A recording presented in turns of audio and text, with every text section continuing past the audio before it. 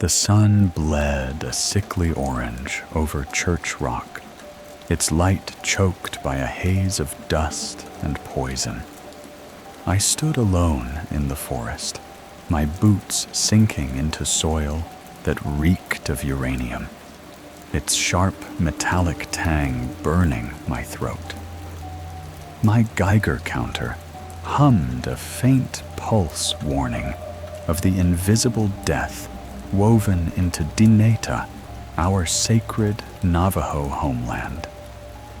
I was a scientist trained to protect this land, but nothing, not my years of study, not my grandmother's stories, prepared me for the horror that limped from the shadows, a creature so warped it seemed to spit in the face of life itself. I am Daniel, born in 1957 in Shiprock, New Mexico, where the northern Navajo Nation fair painted our autumns with pride.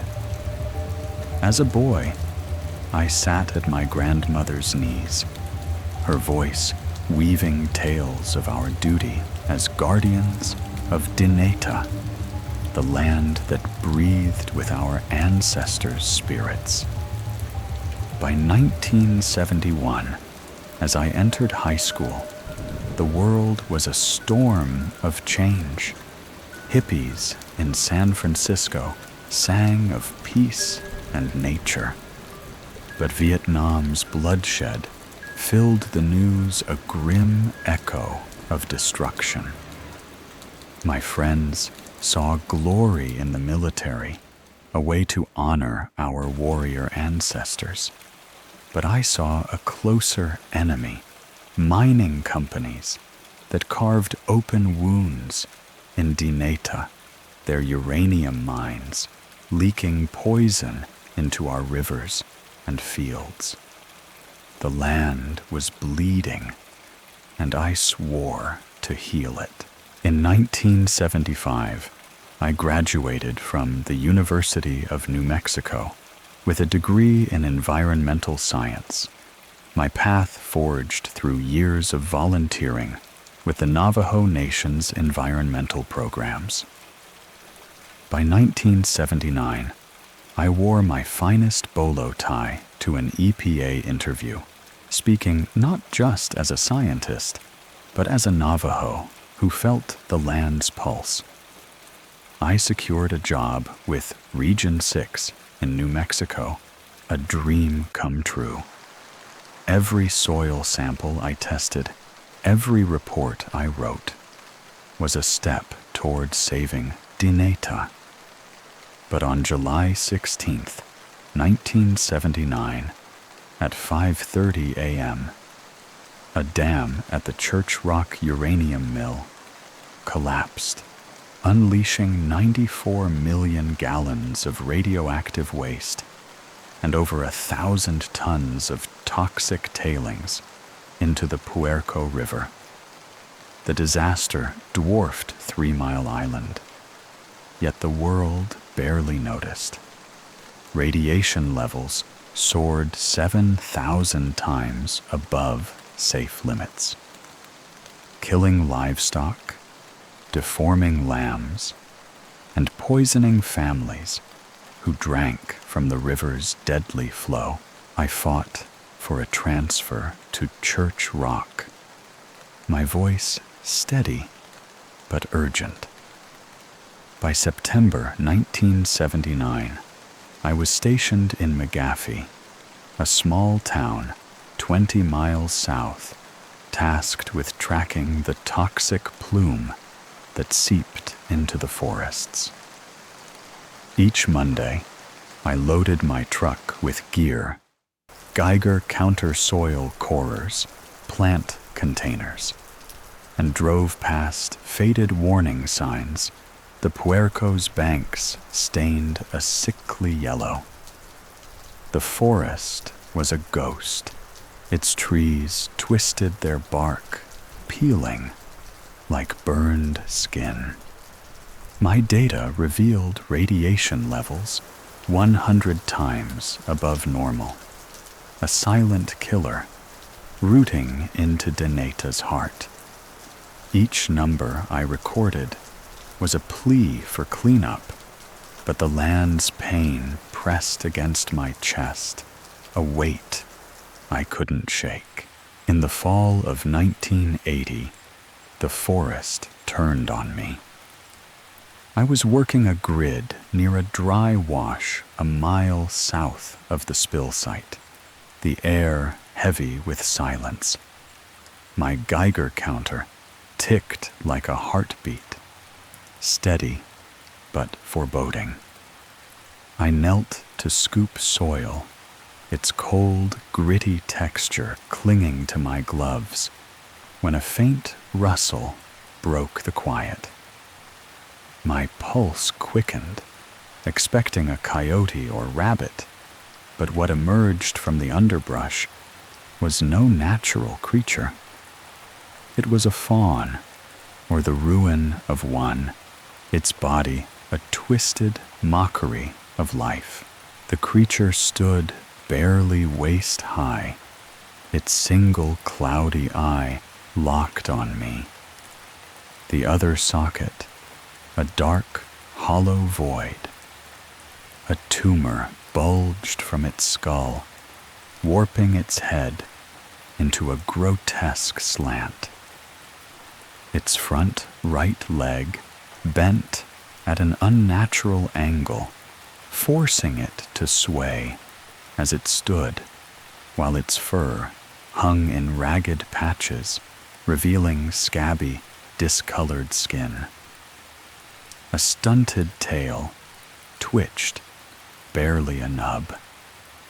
Its breaths came shallow, each one a faint, labored rasp. My heart pounded, not just from fear, but from a deeper wound. As a Navajo, I was taught animals were kin, their spirits tied to ours in harmony.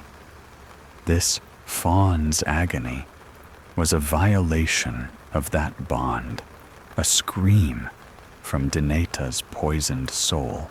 My Geiger counter spiked 0.22 millirems per hour above the baseline. Radiation had sculpted this horror, just as it had twisted the lambs of Navajo herders, birthing stillborns with warped limbs. The fawn's deformities, its missing eye, its broken body, echoed nightmares I'd later learn of from Chernobyl. It had grazed on tainted plants, or drunk from the Puerco's deadly waters, or its mother had passing the poison through her womb. I scribbled its coordinates in my field book, my hand trembling. This was no animal. It was a warning, a living scar on the land I swore to heal. I stayed back, fearing contamination and unwilling to scare it. For a minute, it stared its cloudy eye, unblinking, then limped into the trees, swallowed by shadows. I marked the spot for follow-up, but the fawn's image seared into my mind, a creature doomed from birth, its body a mirror of Dineta's pain. That night, I drove back to McGaffey, the stars cold above. My data would push for cleanup, but the fawn's gaze lingered, a wound science couldn't suture. I prayed under the sky, begging forgiveness for the land's suffering, but the silence held no comfort. As a scientist, I sought reason, but as a Navajo, I felt Dineta's spirit stirring, whispering of darker truths. My grandmother's stories of balance of animals as family clashed with the horror I'd seen. The forest was no longer just a workplace. It was a battleground where science and spirit fought, and the fawn was a sign of deeper wounds. I carried its image like a weight, knowing the land had more to reveal horrors that would test both my mind and my soul. The forest south of Church Rock burned with a fury. That summer, the sky black with ash as flames devoured the trees. I stood in McGaffey's EPA office, my radio spitting frantic reports of a wildfire tearing toward our monitoring grids. The woods were a tinderbox parched by weeks without rain, and my colleague Tom was out there alone collecting samples. My stomach knotted as we lost contact, the fire's roar swallowing our calls. When firefighters found him stumbling from the inferno, he was alive.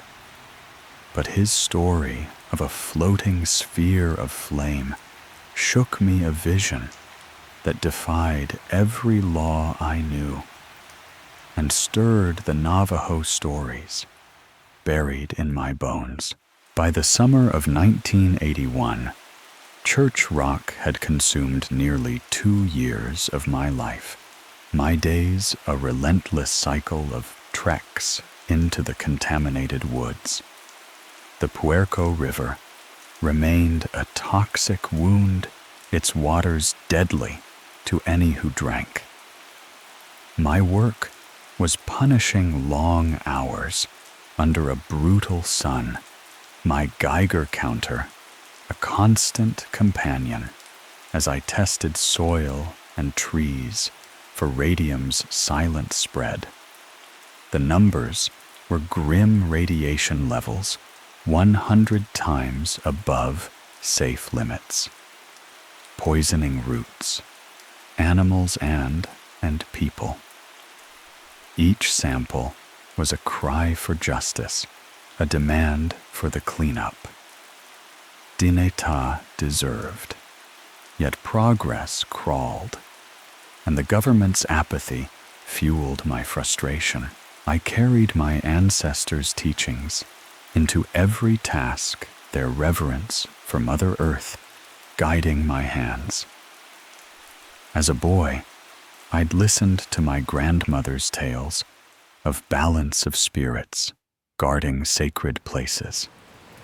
The spill had shattered that balance, and the forest pulsed with unrest, its silence thick with secrets. The fawn's twisted form haunted my sleep, a reminder of the land's agony. I pressed on, driven by duty, but the forest felt alive, watching, waiting to reveal its next truth. Each trip was a descent into a place where reason and spirit clashed, and I braced for what Dineta might unveil. On a blistering July morning, the forest ignited. Tom had gone to collect water samples from a wash 2 miles south of the spill site. I was in McGaffey, sifting through soil cores when reports of smoke reached us. By mid-morning, a wildfire was confirmed, its flames fanned by winds that drove it toward our grids. The Forest Service was stretched thin, and we could only wait, praying Tom would survive. The hours stretched, each one a blade in my chest, until firefighters reported finding him near Red Rock, barely conscious his face caked with soot. They rushed him to Gallup Indian Medical Center, and I visited the next day. His burns were severe, his lungs scarred by smoke, but he lived. Relief warred with dread, how close we'd come to losing him. A week later, Tom gave a statement to the firefighters, and as an EPA official, I read the report expecting a tale of survival. Instead, I found a story that chilled me to my core, a vision that blurred the line between science and the stories of my people. Tom swore he'd seen the impossible. He'd been collecting samples when a burning smell hit him, which he thought was from stray campers in the exclusion zone. He followed the scent, only to find a wildfire, flames leaping through the trees as smoke thickened. Dropping his gear, he ran the fire's heat, scorching his back. But as he fled, he saw it, a sphere of flame 6 feet wide, floating 10 to 15 feet above the ground. It moved slowly, steadily, not flickering like natural fire, but burning through trunks as it passed. Despite the smoke and panic, Tom insisted it was real, no hallucination. The firefighters called it a stress-induced mirage, likely a burning branch caught in an updraft. Their report found no odd burn patterns, just 100 acres of scorched forest, likely sparked by lightning. As a scientist, I wanted to agree. I'd studied fire behavior. Wildfires could bend light, and smoke, inhalation, could cloud the mind. Carbon monoxide levels were high enough to cause confusion. I tested burn site samples, finding only standard combustion markers, no chemical anomalies. Radiation levels, already high from the spill, hadn't spiked, but the Navajo in me resisted. My grandmother's stories surged back, tales of witch lights, glowing orbs that danced near sacred sites, signs of restless spirits, or a land out of balance. The spill had defiled these woods, poisoning Dineta's heart. Was Tom's sphere a cry from the land, a warning of its unrest? I drove to the burn site a week later, walking through a wasteland of ash and charred trunks. My Geiger counter ticked at expected levels, but the air felt heavy, as if the forest grieved. Standing there, I felt Dineta's pain, not just from the spill, but from the fire that had consumed its last breaths of life. I prayed for balance, for Tom's recovery, for answers. Science demanded logic, but the Navajo in me felt the truth. Some things in these woods defied reason. The sphere burned in my mind, a riddle that wove science and spirit into a knotpaw I couldn't untie. As I filed my report, Tom's words became a warning. The forest held secrets darker than radiation, and I was far from unraveling them. The cave yawned like a scar in the sandstone ridge, its darkness drinking the September light. I stood 1.5 miles south of Church Rock, my Geiger counter ticking as I tested the poisoned soil. The forest was silent, the air thick with decay's sour bite. I thought I was alone until a low, guttural moan seeped from the cave's mouth. My blood froze, the sound raw with agony, and as I edged closer, something crawled into the sunlight, a figure that was once a man, now a rotting husk, his body a mirror of the land's vengeance. Church Rock had become my life, a ceaseless battle to shield Dineta from the spill's legacy. Since 1979, I'd roamed these woods, collecting samples that told a brutal story. Radium and thorium had seeped into the earth, poisoning all they touched. The Puerco was a death trap, its waters killing livestock and scarring families. My reports begged for cleanup, but progress was glacial, and United Nuclear's negligence cleaning just 1% of the 100 tons of waste fueled my rage. The government's indifference was a betrayal, leaving Navajo communities to bear the poison's weight. As a Navajo, I carried my people's teachings into the field, their love for the land guiding my steps.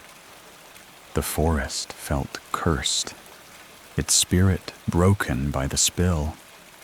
The fawn's warped body haunted my dreams, and Tom's fiery vision stirred doubts I couldn't silence. Science was my anchor, but Dineta's pain was a burden I couldn't shed. Each trip into the woods was a descent into a realm where reason and spirit clashed, and I braced for what the land might reveal next.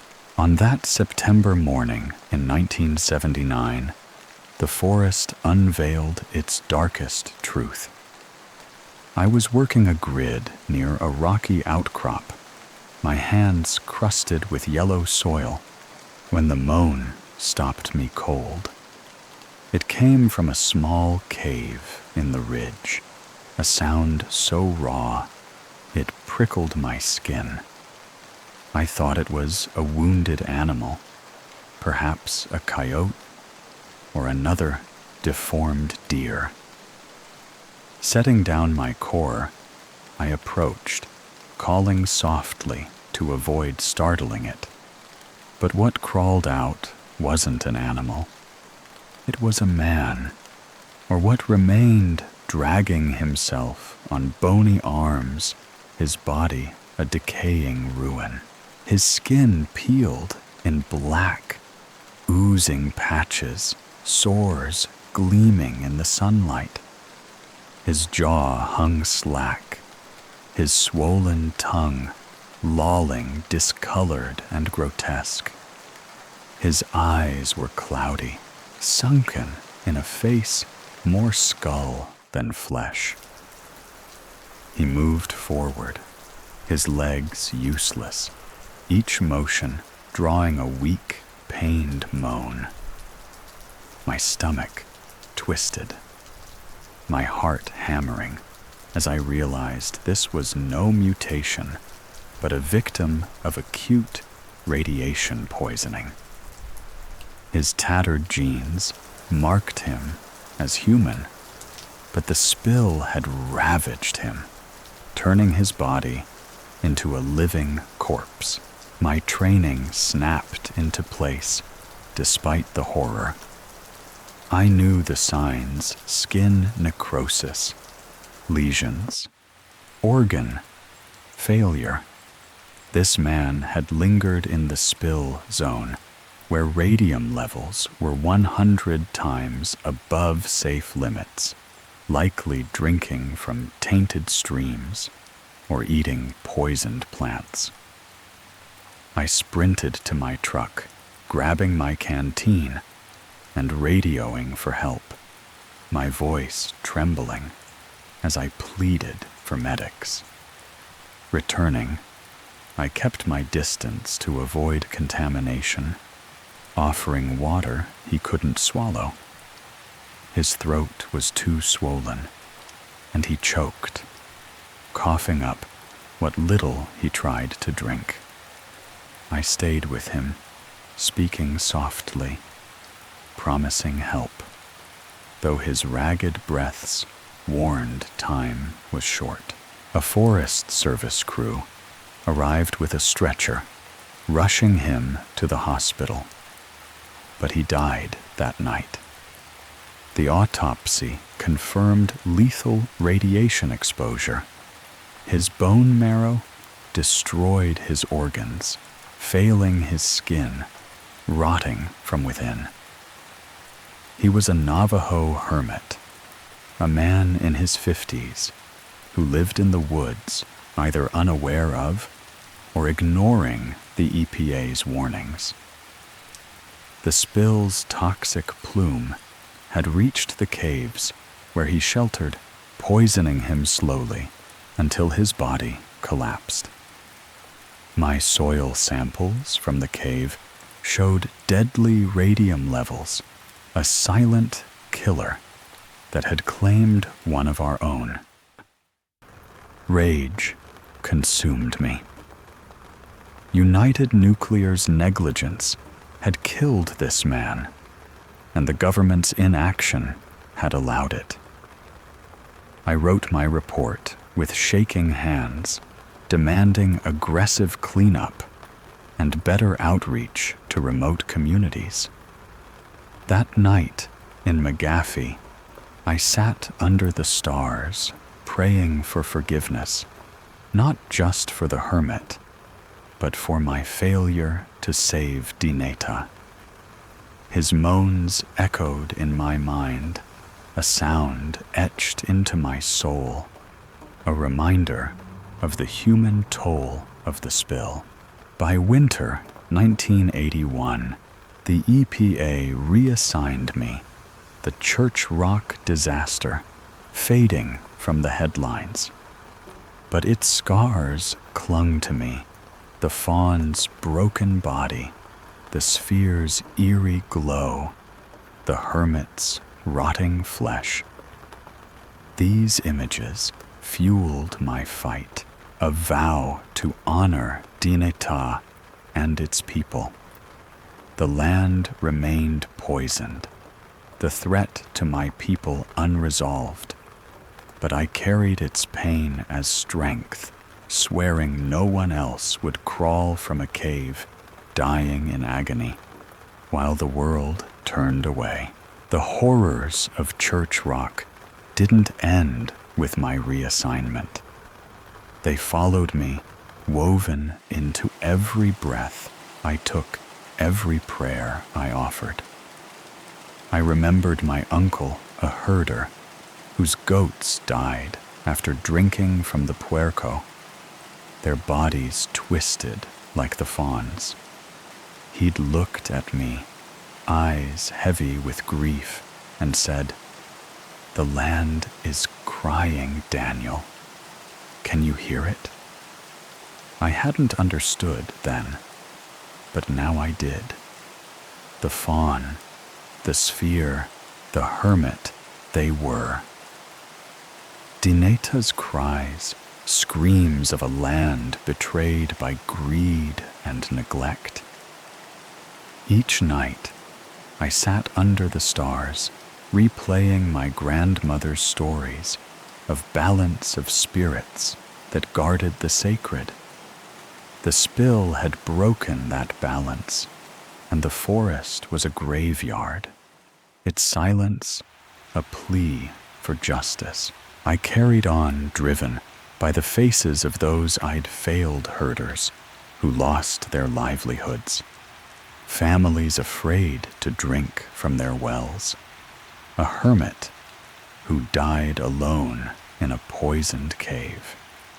My reports became my weapon, each one a demand for action, a refusal to let Dynata's pain be forgotten. The government's promises were empty.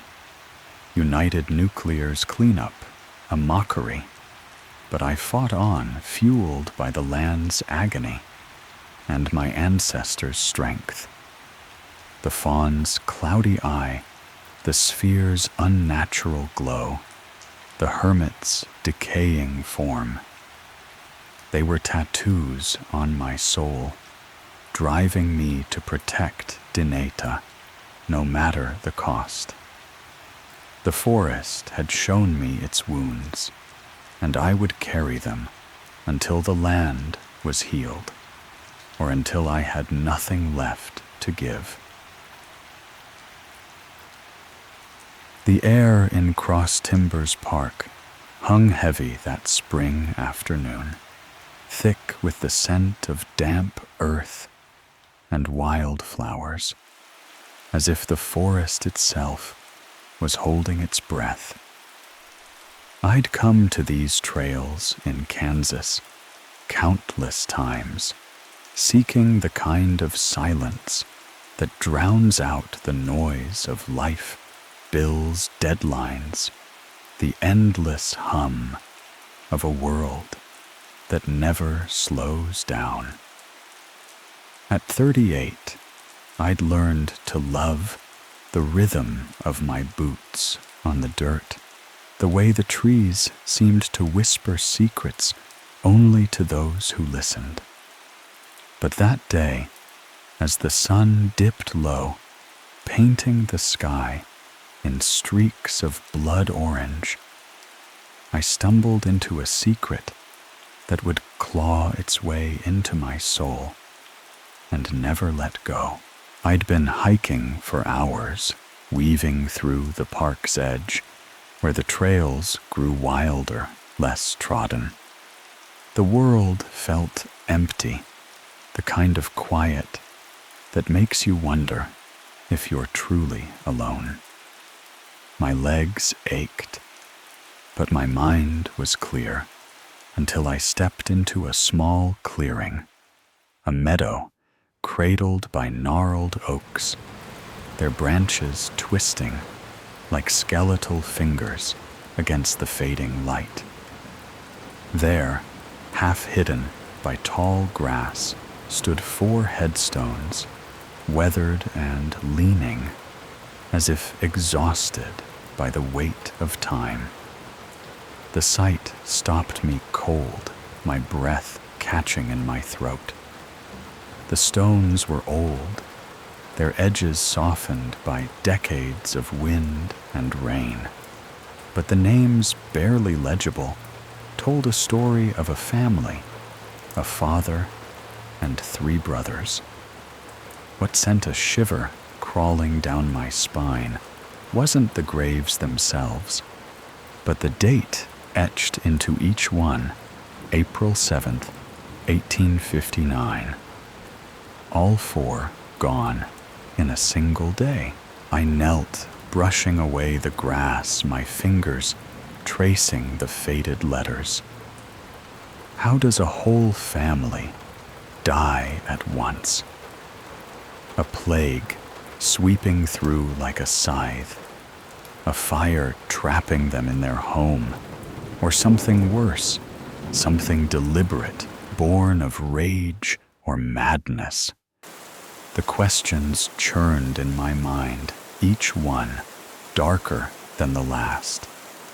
I stood scanning the meadow, half expecting an answer to rise from the earth. That's when I heard it, the slow, deliberate crunch of footsteps behind me. My heart lurched, a primal instinct screaming that I wasn't alone. I turned, and there she was, emerging from the trees, like a specter, a woman, late 50s, her face weathered, her eyes sharp and unyielding. Her clothes hung loosely stained with the dirt of someone who lived close to the land, but her gaze pinned me in place, fierce and accusing. "Why are you trespassing on my land?" Her voice was low, cutting through the stillness like a blade. I stammered, explaining I was just hiking, drawn to the graves by curiosity. Her expression softened, but only slightly, as if she was weighing my soul. I introduced myself, offering a shaky smile, and she nodded, her lips curling into something that wasn't quite a smile. "Martha," she said, her voice softening. "I'm the great-great-granddaughter of one of those men." My pulse quickened. She knew their story. She was tied to this place, to those stones, to whatever had happened on that cursed day. When I asked hesitantly what had befallen her family, her eyes darkened, and she began to speak her words, weaving a tale that would haunt me long after the sun had set. Martha's voice was steady, but it carried the weight of a story passed down through generations, each retelling, etching it deeper into her family's bones.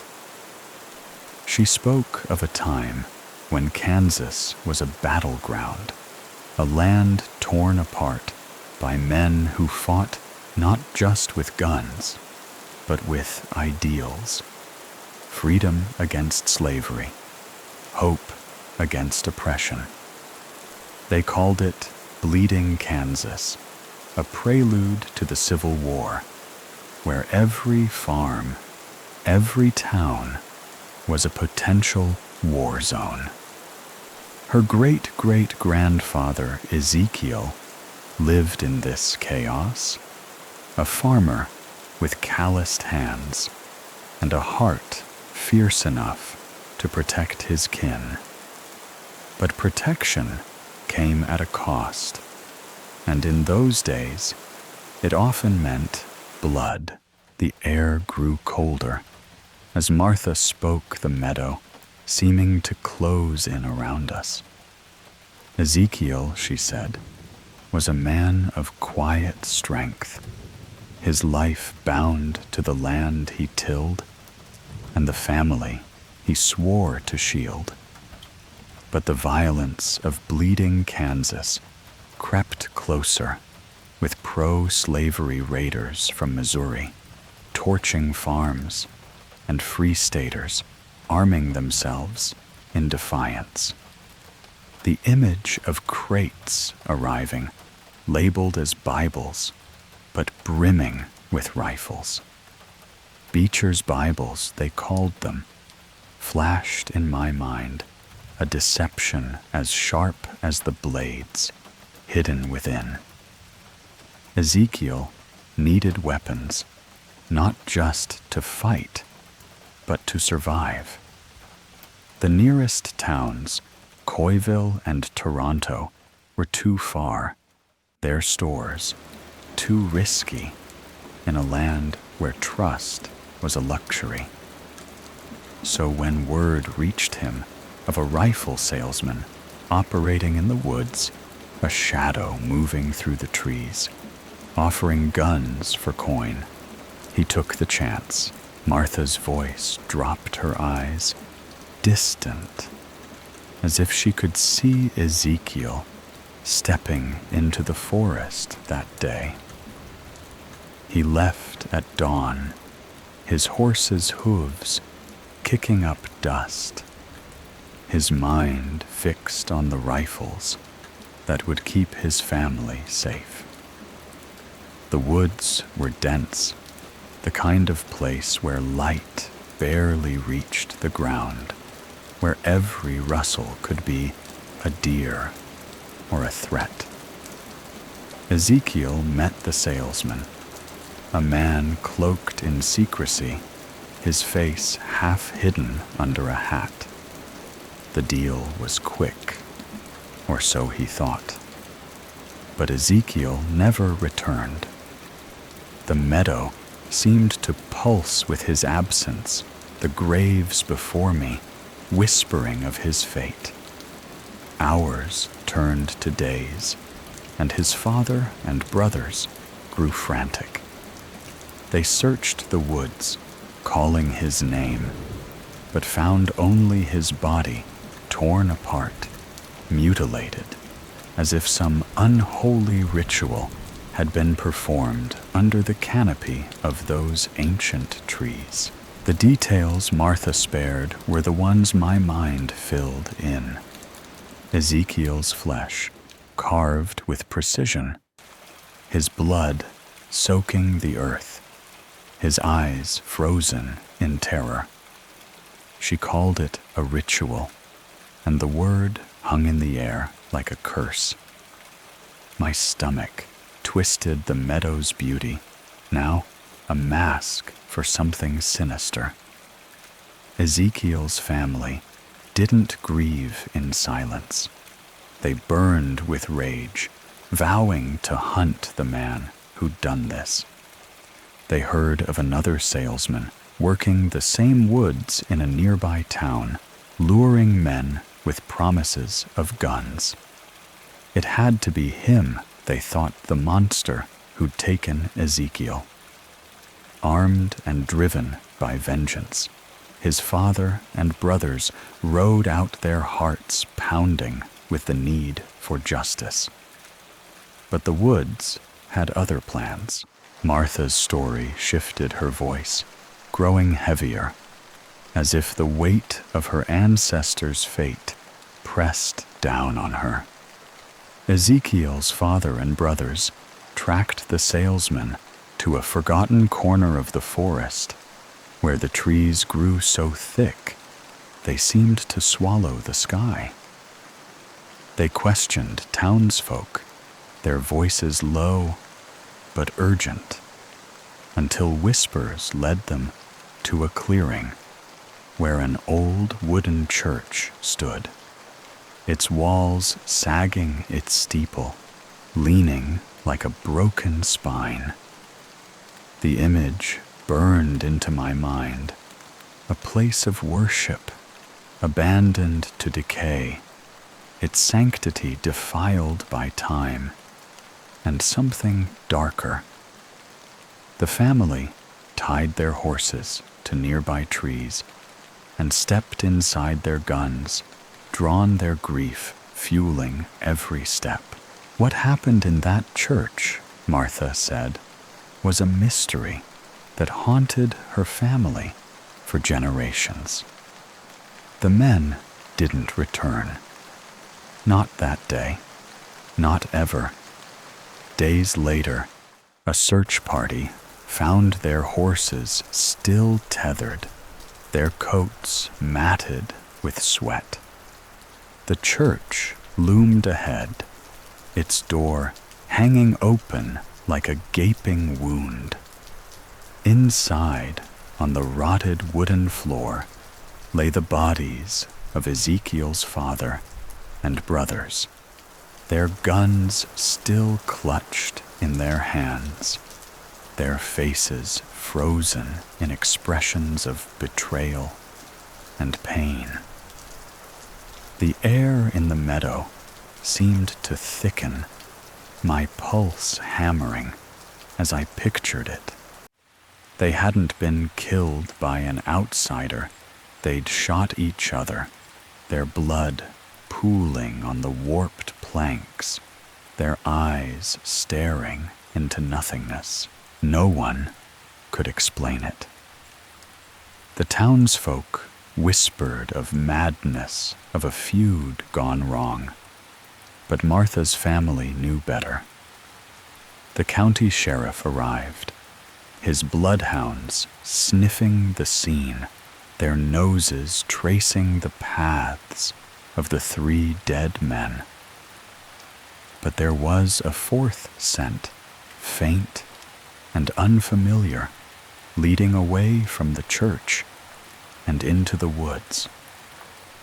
My skin prickled the meadow's silence, now a scream in my ears. The trail wound through the forest, twisting past gnarled roots and shadowed hollows until it reached a cave, a black maw in the earth, its entrance shrouded in mist. The hounds, bold and tireless, stopped dead, their tails low, their whimpers echoing in the stillness. They refused to enter, as if something inside radiated a terror even they couldn't face. The deputies searched the cave, their lanterns casting flickering shadows on the damp walls. They found no one, just a pile of tattered clothes, stained and reeking of decay, and a scattering of animal bones arranged in patterns that felt too deliberate. The meadow seemed to tilt beneath me, the graves pulsing with secrets. The 4th person, the one who'd left the scent, was gone, vanished into the forest like a ghost. Martha's voice trembled as she spoke of that cave, her eyes lost in a vision only she could see. She believed it was no man who'd led her family to their doom, but something older, something evil, a force that fed on their grief and rage, twisting their minds until they turned their guns on each other. Martha paused, her gaze drifting to the graves, and when she spoke again, her words were a confession, heavy with conviction. "I've thought about it my whole life," she said, "and there's only one thing that explains it. My forefathers met the devil himself." The word hit me like a blow, the meadow's warmth draining away. She wasn't speaking in metaphors. Her eyes burned with certainty, as if she'd seen the truth in the shadows of that cave. She believed the devil had walked those woods a predator, cloaked in human form, whispering lies that turned good men into killers. Ezekiel, seeking safety, had been lured to his death. His family, consumed by vengeance, had been easy prey, their anger a beacon for something that thrived on chaos. She quoted a Bible verse, her voice steady but chilling. "Many a victim has he laid low, and all his slain are a mighty throng." The words wrapped around me, pulling me into a trance, the meadow fading as I saw her ancestors' faces. Ezekiel, his father, his brothers, their lives snuffed out by a force they couldn't comprehend. Martha insisted her family were good men, flawed, but human, their hearts broken by loss. Their weakness, grief, rage, made them vulnerable, and the devil, she said, knew how to exploit it. I asked if there could be another explanation, a feud, a trick by the salesman, but she shook her head, her eyes fierce. "The devil walks the earth," she said, "hunting those who are weak or angry. My family was both. I didn't argue. Her belief was a fire unyielding, and the story was heavy enough to silence any doubts. We stood by the graves as the sun sank, the meadow bathed in a dying light that seemed to mourn her ancestors. The air felt charged, as if the earth itself remembered their blood. Martha's voice softened as she spoke of keeping their memory alive, of honoring men who didn't deserve their fate. I nodded, thanking her, my voice barely a whisper. As I left the trail stretching before me, the forest no longer felt like a refuge. Every shadow seemed to move, every rustle a whisper of something watching. In the days that followed, Martha's story clung to me a weight I couldn't shake. I saw Ezekiel stepping into the woods, his hope for safety twisted into a nightmare. I saw his family, their guns drawn, their trust shattered in that rotting church. And I saw the cave, its darkness hiding truths I'd never know. Was it the devil, as Martha believed, or a human monster, cunning and cruel, the salesman, a thief luring men to their deaths, or something else, something that left bones and fear in its wake? The questions gnawed at me. The meadow's graves a scar on my mind. Cross timbers had changed its peace, replaced by a quiet dread, a reminder that some secrets are buried deep and some refuse to stay buried. 20 years ago, the forest of Dean swallowed my courage whole. My name's Jay, and back then, I thought a weekend camping with my old schoolmate Tom would be a reckless pilgrimage to the ancient woods that birthed Black Sabbath's darkest riffs. Clearwell Castle, where Ozzy and the boys recorded Sabbath. Bloody Sabbath loomed in our minds like a heavy metal shrine. We were young, stupid, and drunk on the thrill of bending rules, camping illegally in one of the UK's oldest woodlands felt like a middle finger to the system. But the forest didn't care about our bravado. Something in those trees was watching, waiting, and it wasn't human. We'd driven for hours, the car rattling down narrow forest roads, tires crunching over gravel and pine needles. The air was thick with the scent of damp earth and moss, the kind of smell that clings to your clothes and burrows into your lungs. By dusk, we found a spot, a secluded path beside a pond, its surface so still it mirrored the fading sky like a sheet of black glass.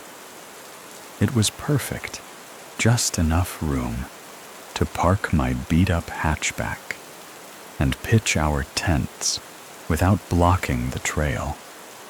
We didn't know it then, but that pond was a trap luring us deeper into the forest's grip. Tom and I weren't idiots, but we weren't saints either.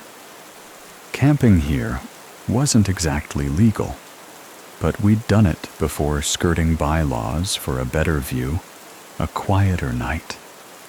We never lit fires, never carved our names into trees. We were just two blokes chasing a bit of freedom. That first night, we set up camp under a canopy of gnarled oaks, their branches twisting like skeletal fingers against the twilight. Sandwiches for dinner, a few cans of lager, and a portable CD player, blasting Paranoid. It was our version of paradise. As the sun sank, painting the pond in hues of blood and shadow, we laughed, sang, and stumbled into our tents, planning to stay another night. The forest was silent, but it wasn't asleep. I woke to Tom's voice, low-sound, uneasy, cutting through the morning mist. "Jay, you need to see this." He stood by the car, holding a scrap of paper, his face pale as the fog curling around us. The note was pinned under the windshield wiper, scrawled in jagged black ink, "Leave." One word, sharp as a knife. My stomach twisted. Someone had been here, inches from our tents while we slept. The forest so vast and empty, the night before now, felt like it was holding its breath, watching us. Who the hell sneaks up on a campsite just to leave a note? We tried to laugh it off. "Probably just kids," I said, though my voice wavered. Tom nodded, but his eyes darted to the trees, scanning for movement. We'd seen this before, pranksters, doggers, or some self-righteous git, leaving passive-aggressive essays about trespassing. Kids loved their cheap scares. Die. We're watching. This felt different, though. The word "leave" wasn't a joke. It was a command, cold and final. I suggested moving to another spot just to be safe, but Tom's pride flared. "No way," he snapped. "If those little shits come back, we'll give 'em a scare of their own." I agreed more to calm him than because I believed it. Deep down, I knew we should have listened. Our plan was to hike into the nearby town for food, maybe hit a pub. But the note changed things. Tom didn't want to leave our gear unattended, not with some creep lurking. So we packed up, stuffed the tents in the boot, and drove to town. The pub was a welcome distraction. Warm, noisy smelling of chips and stale beer. Over a pint, Tom started talking about going back. "We can't let some kids run us off," he said, his voice thick with wounded ego. I felt it too, the sting of running from a prank. We were tougher than that, right? So we agreed one more night, deeper in the forest, somewhere no one could find us. We were fools, chasing pride into a predator's den. The drive back was tense.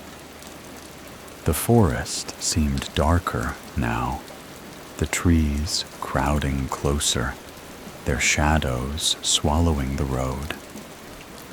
We picked a new spot, a clearing so tucked away it felt like the world had forgotten it. No pond this time, just dense thickets and a carpet of fallen leaves. We set up camp in silence, the only sounds our boots snapping twigs and the occasional bird call, sharp and fleeting. The air was heavier here, laced with a metallic tang I couldn't place. It was like the forest was warning us, but we were too stubborn to hear it. We were unloading the car tents, cooler a 6-pack of lager, when Tom froze. "Jay," he whispered, his voice a blade of panic. "Jay." The second call was desperate, a plea. I spun around, heart slamming against my ribs. There, maybe 50 yards down the path, was a man. He moved toward us with slow, deliberate steps, each one crunching the earth like a heartbeat. A baseball cap shaded his eyes, a scarf wrapped tight around his face, hiding everything below his brow.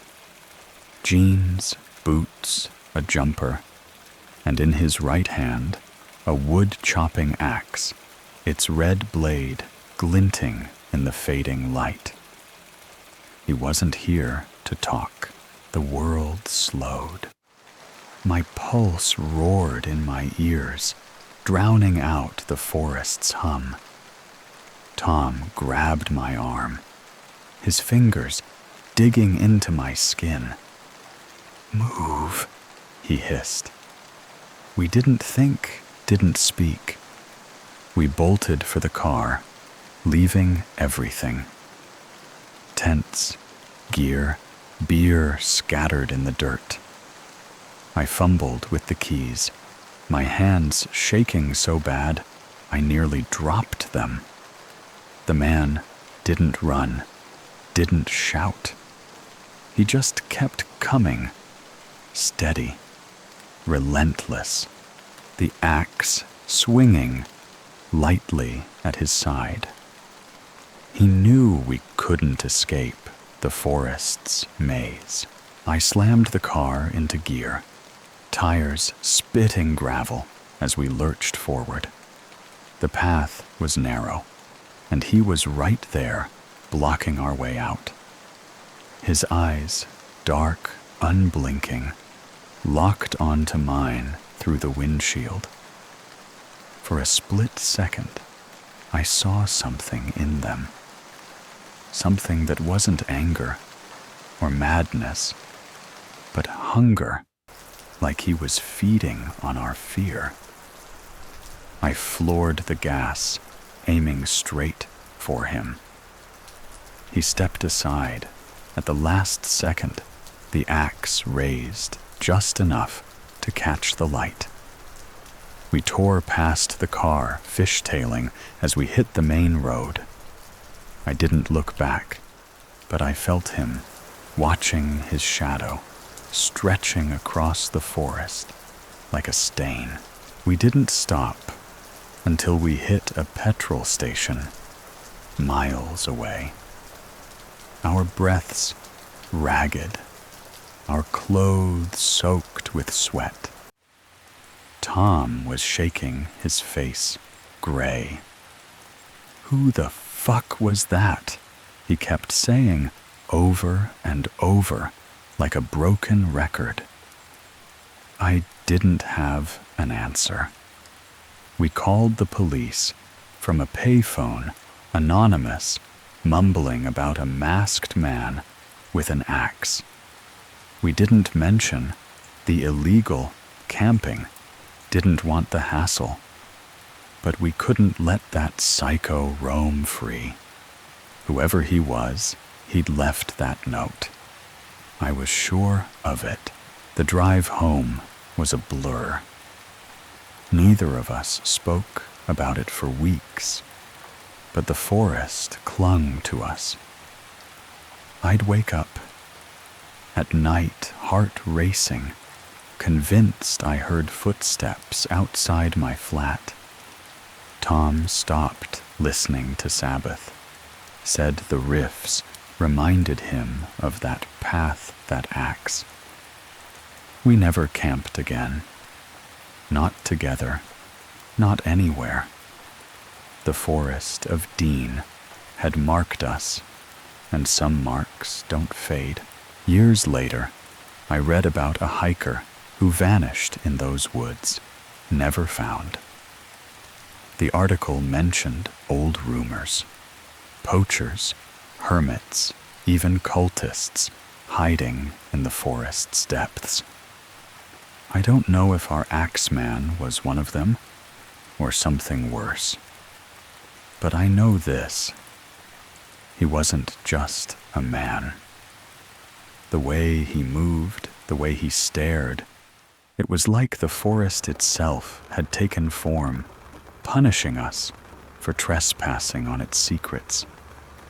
And somewhere deep in those ancient trees, I'm sure he's still out there, waiting for the next fool to ignore the warning. Leave.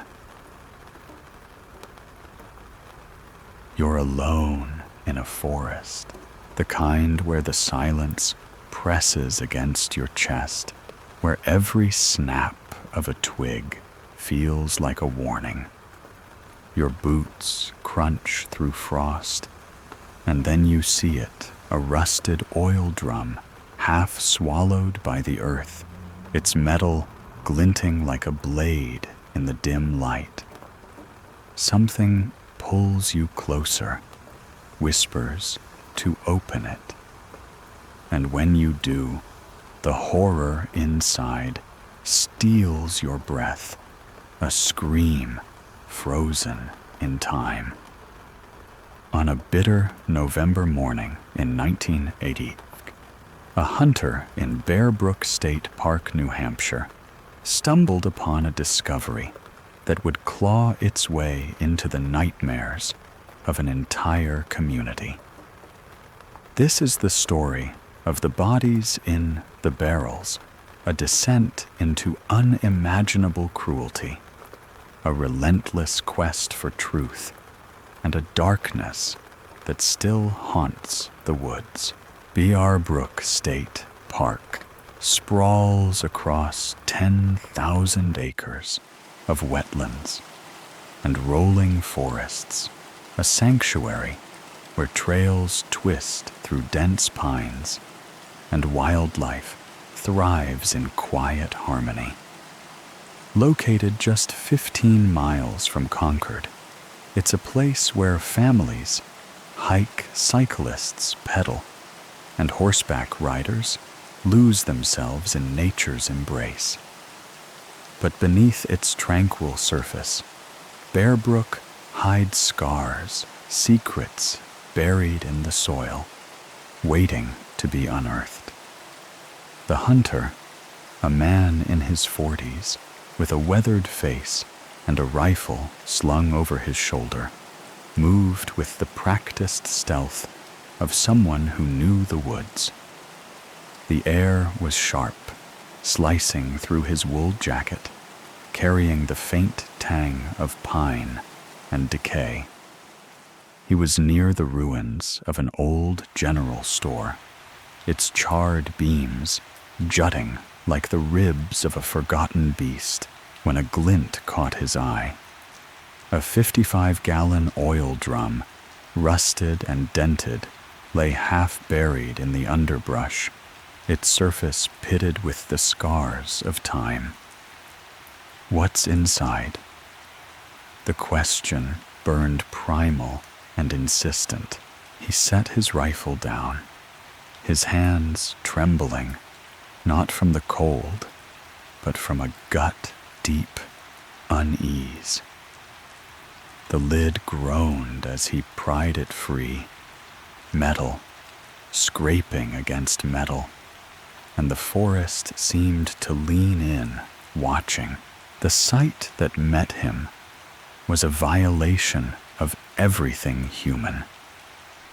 Stuffed inside, wrapped in plastic, that crinkled like dead leaves were two bodies. A woman, her curly brown hair matted with grime, her face unrecognizable, frozen in a silent scream. Beside her, a girl no older than 10, her small frame curled as if trying to shield herself from the world.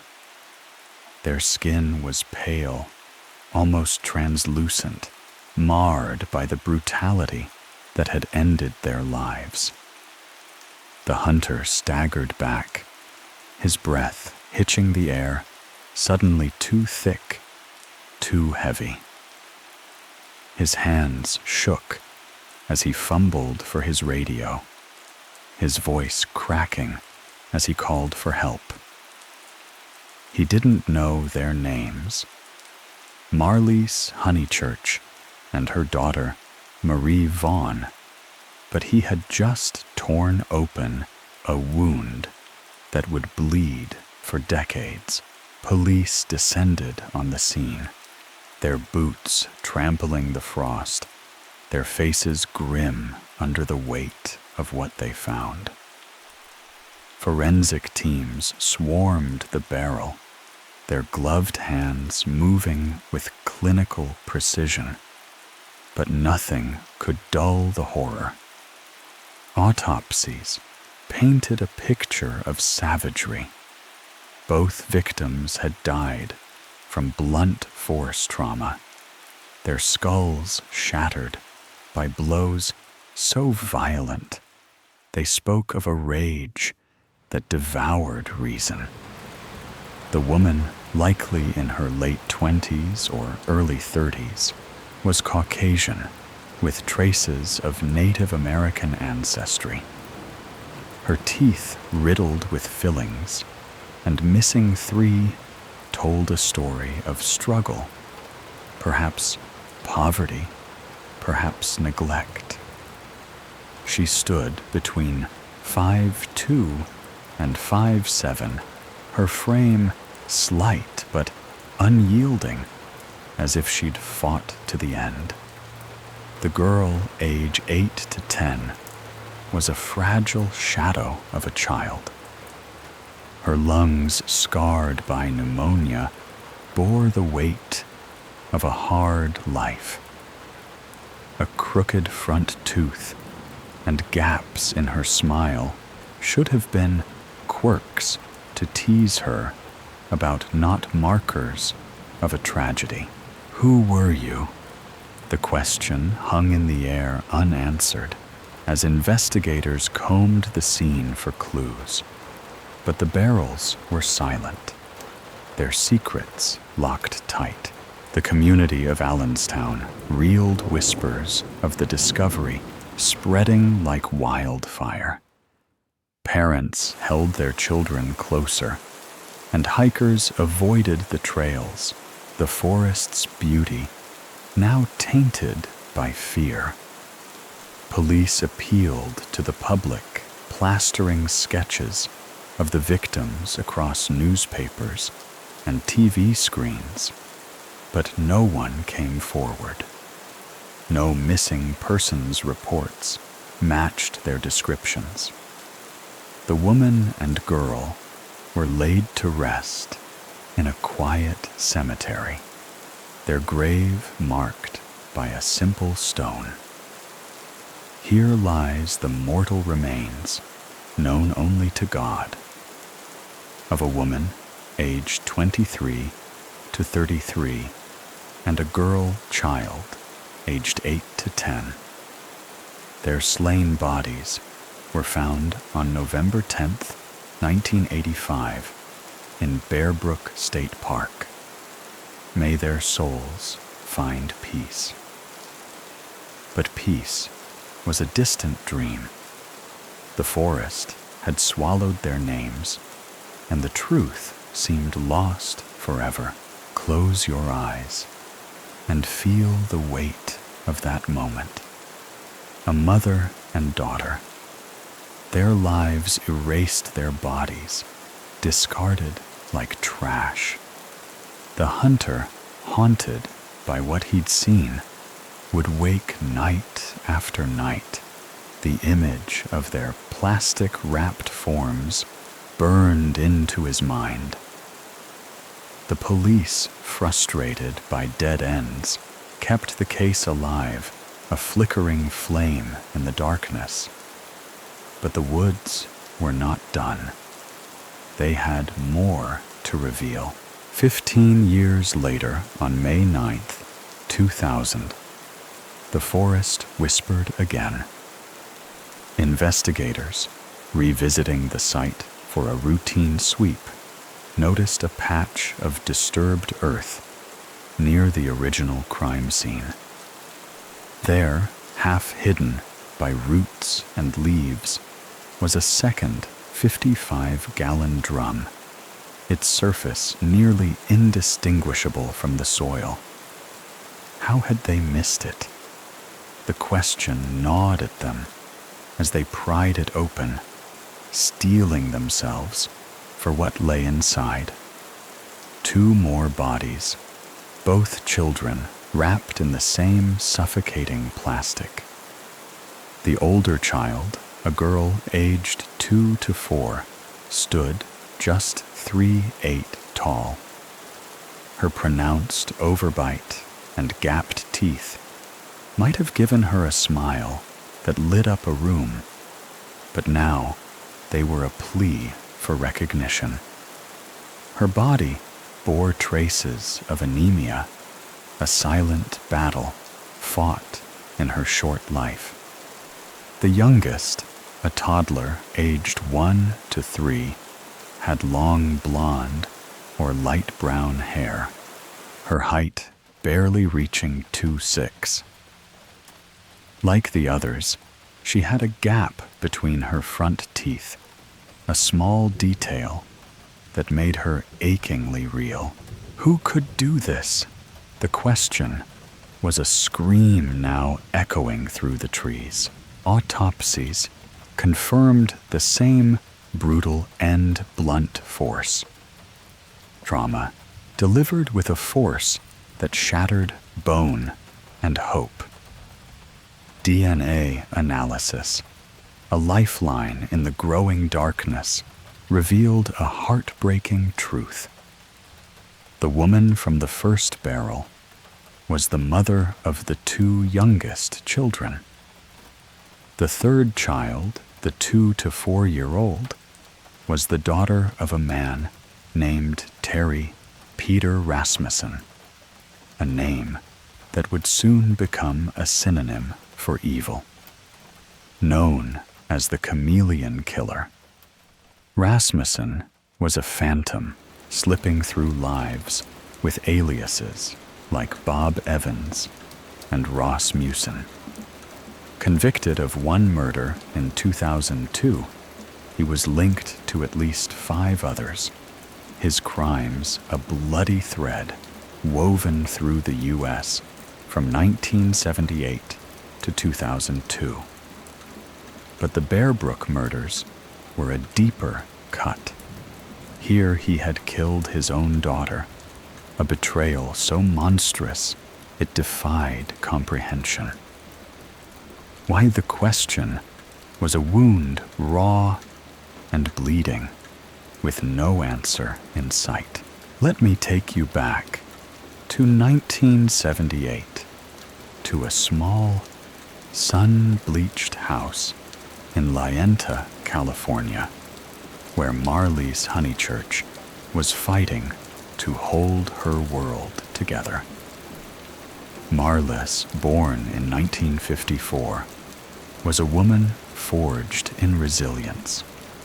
Her curly brown hair framed a face etched with determination, but her eyes carried the weight of 2 failed marriages. Marie Vaughn, born in 1971, was her eldest, a 7-year-old with a crooked tooth and a laugh that could chase away shadows. Sarah McWaters, born in 1977, was her baby, barely a year old, her light brown hair soft as a whisper. Marlies had clawed her way back from losing custody of her girls, determined to give them a life filled with love. But love was a fragile thing, easily shattered. Feel her hope, the quiet moments when she tucked her daughters into bed, promising them a better tomorrow. Then she met Terry Rasmussen. He was charming, his smile warm, his words smooth as honey. To Marlies, he was a lifeline, a chance at stability. But beneath the charm was a predator, his eyes cold, calculating. Friends noticed the change in Marlies. Her laughter grew quieter, her visits less frequent. By Thanksgiving 1978, a fight with her mother pushed her over the edge. "I'm done," she said, packing her bags, her daughter's small hands clinging to her. She cut all ties, vanishing into the night, with Rasmussen at her side. She began using the alias Elizabeth Evans, signing documents in May 1980, as if erasing her past could protect her future. But Rasmussen was no protector. He was a wolf in sheep's clothing, weaving himself into their lives, biding his time. Marlies and her daughters likely drifted to the northeast, perhaps to Bear Brook, in a desperate bid to escape him. Picture them in a small apartment, the girls' laughter filling the space, Marlies checking the locks each night, her heart pounding at every strange sound.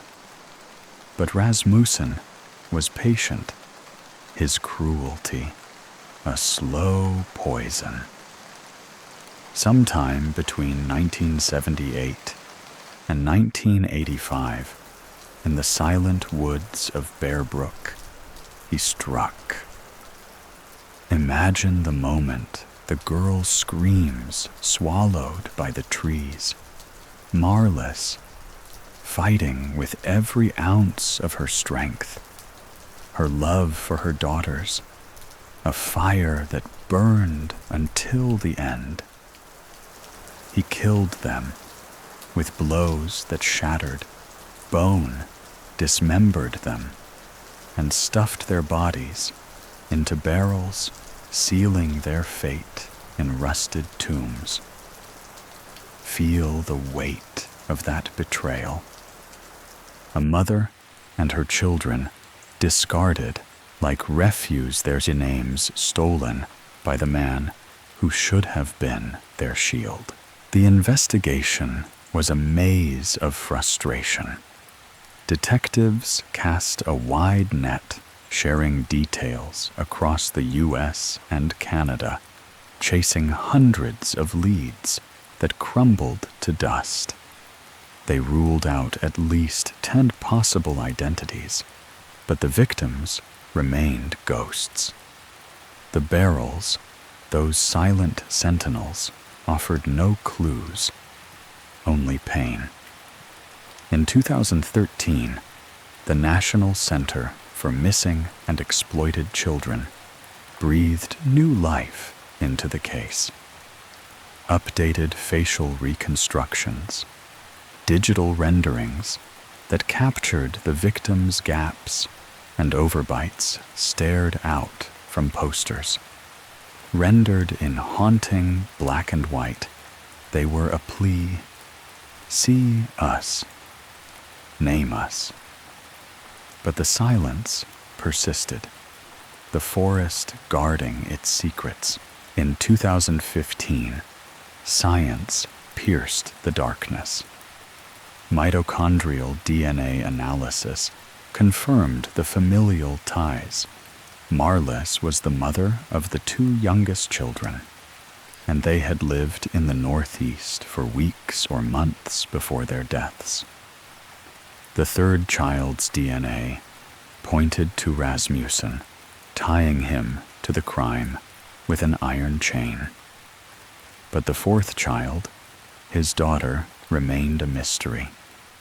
Picture her, a tiny girl with a gapped smile, her laughter silenced before it could bloom. Her absence was a wound, her name a whisper the forest refused to share. The turning point came from an unlikely source. Rebecca Heath, a librarian with a passion for puzzles. In October 2018, while scouring Ancestry.com, Rebecca found a post from a young man searching for his half-sister, Sarah, born in California during her father's time in the Marines. Her heart raced as she dug deeper, uncovering Marlis Honeychurch's story, a mother with two daughters, their ages aligning chillingly with the Bear Brook victims. A relative confirmed Marlis had married a man named Ross Musen, Rasmussen's alias. This is it, Rebecca thought, her hands trembling as she contacted Detective Peter Headley. Her discovery was the key that unlocked a decades-old lock on June 6, 2019. New Hampshire police stood before a sea of cameras, their voices steady but heavy. They revealed the identities of three victims: Marlis, Elizabeth Honeychurch, Marie Elizabeth Vaughn, and Sarah Lynn McWaters. Their names, once lost, were spoken again, a reclaiming of their humanity. In November 2019, a funeral in Allenstown honored Marlis and Marie, their names etched onto a new headstone. Relatives, including some of Marlis's family and Rasmussen's daughter from his first marriage, Andrea Steers, gathered to say goodbye. Sarah was laid to rest in Connecticut, closer to her father's family, at the request of her grandparents. Feel the bittersweet relief, the weight of their names, restored the pain of their loss, a scar that would never fade. But the fourth child, Rasmussen's daughter, remains a shadow. DNA traced her lineage to Pearl River County, Mississippi, and Andrea Steers believes she met her, a girl she calls Jane Doe, possibly half Asian, when they were both young. Picture her now, a toddler with light brown hair, her tiny hand reaching for a mother who was also a victim. Her story lingers, a whisper in the wind, waiting to be told. The forest knows her name, but it guards it still. The Bear Brook murders are a tapestry of loss and resilience. Rasmussen, the chameleon killer, was a monster who thrived in the shadows, his cruelty a stain on the world. But for every darkness there is light. Rebecca Heath, a librarian with no badge, gave Marlis and her daughters their names back. Investigators, driven by duty, refused to let the case die. Feel their strength, their defiance in the face of evil. The woods of Bear Brook stand as they always have, their beauty a cruel mask for the horrors they hide. But in their silence, there is a promise. Truth will find a way, even when the darkness seems eternal. Hold that promise close, and remember the names Marlis, Marie Sarah, and the girl still waiting to be known.